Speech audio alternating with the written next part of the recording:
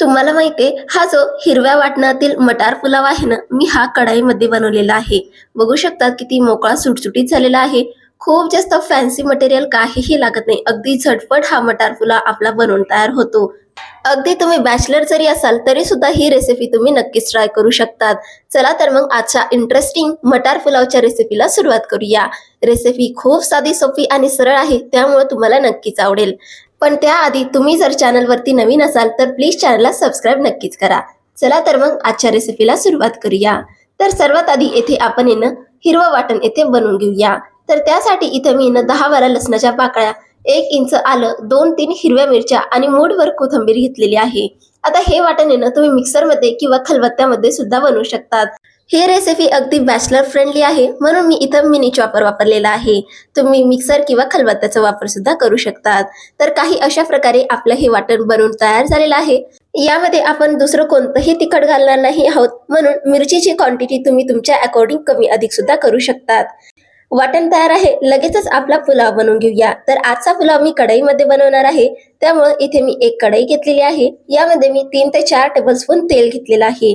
या ठिकाणी तुम्ही साजूक तुपाचा वापर सुद्धा करू शकतात. तेल गरम झालं की यामध्ये अर्धा चमचा मोहरी, अर्धा चमचा जिरे आणि पाव चमचा इथे मी हिंग घातलेला आहे.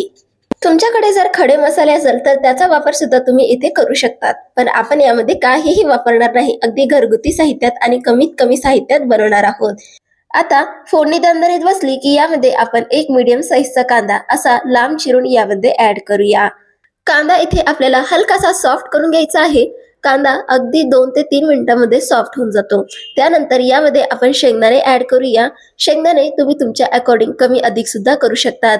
इथे मी 3 टेबलस्पून शेंगदाणे यामध्ये ऍड केलेले आहे. आता बराच वेळा हा वाटाणे भात बनवताना जे आपण वाटण बनवले ते सगळ्यात आधी घालतात आणि परिणामी जी काही कोथिंबीर, लसूण, अद्रक आहे ते करपलं जातं. तर असं आपल्याला यामध्ये अजिबात करायचं नाही.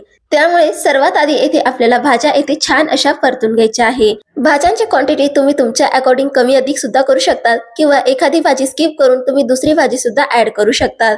हा जो वाटाणे भात आहे कम्प्लिटली कस्टमाइज आहे.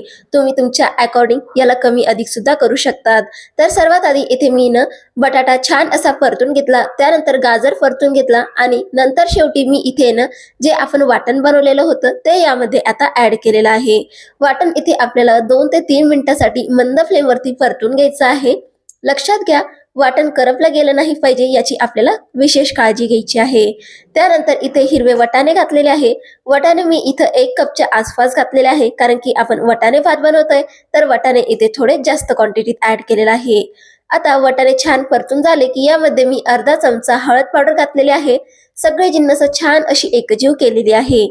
तुम्ही लक्ष दिलं असेल, बऱ्याच वेळा आपण जेव्हा कोणतेही भात बनवतो त्यावेळेस टमाटर हे पूर्णपणे गायब होऊन जातं. तर आपल्याला तसं होऊ नये म्हणून मी तुम्हाला एक ट्रिक सांगणार आहे. तर सर्वात आधी येथे आता वटाणे वगैरे छान असे परतून झाले. यामध्ये आता मी पाणी ऍड करत आहे. येथे मी मोजून 3 कप पाणी ऍड केलेलं आहे, कारण की तांदूळ इथे मी 1.5 कप घेतलेला आहे. थोडक्यात सांगायचं, तांदूळ जितका असेल त्याच्या दुप्पट आपल्याला पाणी घ्यायचं आहे. त्यामुळे इथे मी 3 कप पाणी घातलेलं आहे. पाण्याला छान अशी उकळी द्यायची आहे आणि त्यानंतर यामध्ये आपल्याला तांदूळ ऍड करायचा आहे. तर इथे मी बासमती तांदळाचा वापर केलेला आहे. या ठिकाणी तुमच्याकडे असलेला कोणताही तांदूळ इथे वापरू शकतात. तांदूळ इथे स्वच्छ धुवून घेऊन लगेचच ऍड केलेला आहे. असं एक्स्ट्राचं भिजत वगैरे काहीही घातलेलं नाहीये, धुवून डायरेक्ट ऍड केलेला आहे. आता बऱ्याच वेळा जे बॅचलर असतात, जे नवशिकी असतात, त्यांना भिजलेले तांदूळ हँडल करायला जमत नाही आणि परिणामी बासमती तांदूळ जरी वापरला तरी त्याचे तुकडे पडतात. म्हणून डायरेक्टली तुम्ही हा तांदूळ धुवून आपल्याला वापरायचा आहे. यामध्ये आता चवीनुसार मीठ घालायचं आहे आणि या स्टेजवरती आपल्याला टमाटर ऍड करायचं आहे.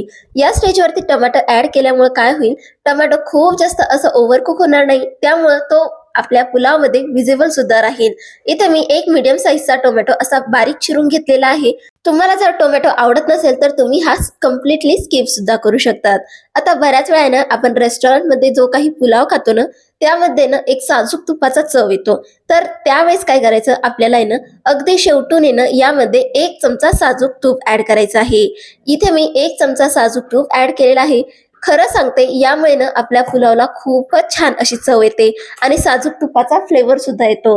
तुम्ही याआधी जर असं काही ट्राय केलं नसेल ना, तर नक्कीच ट्राय करून बघा. आता गॅसची फ्लेम आपल्याला मीडियम करायची आहे, लो टू मीडियम, आणि हा पुलाव आपल्याला झाकण लावून छान असा शिजवून घ्यायचा आहे. येथे 7 ते 8 मिनिटं झालेली आहे. बघू शकतात यामधलं जे पाणी आहे ते बऱ्यापैकी ऍब्झॉर्ब झालेलं आहे. याला अगदी हलक्या हाताने आपण मिक्स करून घेऊया, कारण की बऱ्याच वेळा असा प्रॉब्लेम होतो, खालचे तांदूळ छान शिजतात आणि वरचे तांदूळ कच्चे राहतात. तर तसं होऊ नये म्हणून अगदी हलक्या हाताने आपल्याला हे खालीवर करून घ्यायचे आहे. यावरती थोडीशी कोथिंबीर घालूया आणि गॅसची फ्लेम बंद करून याला कमीत कमी 5 ते 10 मिनिटाची आपण वाफ देऊया. यामुळे जी काही उरलेली सुरलेली कसर आहे ती सुद्धा निघून जाईल आणि आपला पुलाव अजिबात कच्चा राहणार नाही.